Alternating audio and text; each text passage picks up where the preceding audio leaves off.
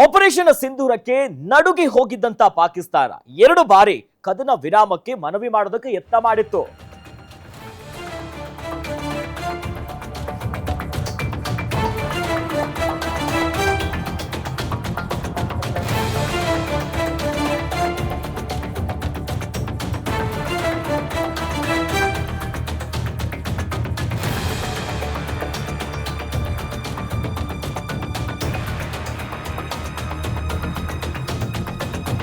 ಪಾಕಿಸ್ತಾನದಿಂದ 2 ಬಾರಿ ಕದನ ವಿರಾಮ ಮನವಿಗೆ ಯತ್ನ ಮಾಡಿರೋ ಅಂಶ ಗೊತ್ತಾಗ್ತಿದೆ.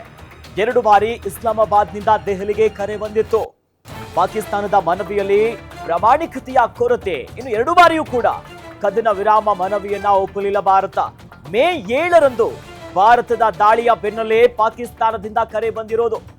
ಪಾಕಿಸ್ತಾನದ 9 ಉಗ್ರರ ನೆಲೆಗಳನ್ನ ಹೊಡೆದು ಉರುಳಿಸಿತ್ತು ಭಾರತ. ಇದರ ಬೆನ್ನಲ್ಲೇ ದೆಹಲಿಗೆ ಕರೆ ಮಾಡಿತ್ತು ಪಾಕಿಸ್ತಾನದ ಎಡಿಜಿಎಂಒ. ಇನ್ನು ಡಿಜಿಎಂಒ ಕರೆ ಬರ್ತಿದ್ದಂತೆ ಬಹಳ ಪ್ರಮುಖವಾಗಿ ಉಭಯ ದೇಶಗಳ ನಡುವೆ ದೊಡ್ಡ ಮಟ್ಟದ ಬಿಗುವಿನ ವಾತಾವರಣ ನಿರ್ಮಾಣ ಆಗುತ್ತೆ. ಅದಾದ್ಮೇಲೆ ಡಿಜಿಎಂಒ ಬಳಿ ಮಾತುಕತೆಗೆ ಮುಂದಾಗ್ತಾರೆ. ಆ ನಿಟ್ಟಿನಲ್ಲಿ ಪಾಕಿಸ್ತಾನ ಅಕ್ಷರಶಃ ಭಾರತದ ದಾಳಿಗೆ, ಅದು ಕೂಡ 9 ಉಗ್ರರ ನೆಲೆ ಸೇರಿದಂತದ್ದು ಆದ್ಮೇಲೆ ಹಲವೆಡೆ ಎಲ್ಲರಿಗೂ ಬಿಸಿ ಮುಟ್ಟಿಸುವಂತ ಕೆಲಸ ಭಾರತ ಮಾಡುತ್ತೆ.